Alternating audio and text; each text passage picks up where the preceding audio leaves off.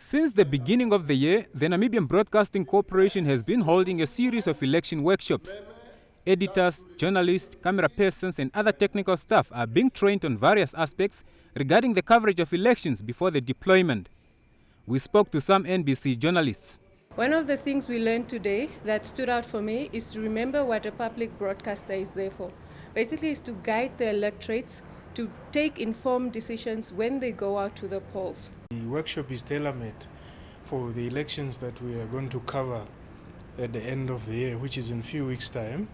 And it is a refresher course because most of the subjects are the usual, but in a refresher course, there are always new tips and highlights of how to improve things that you might have taken for granted. To me, as a journalist that will be covering the national elections for the first time, it is very crucial because it really doesn't look like what we are doing on a daily basis. The Chief of News and Programming, Menesia Mwenyo, is among the senior staff attending the workshop.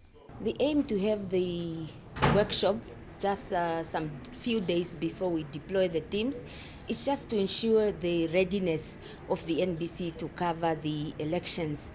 And as you have seen today, we have to refresh the minds of our journalists on issues of importance. For example, when handling election stories, they have always to think about the fairness, accuracy, the balancing of their stories, and the code of conduct and ethics.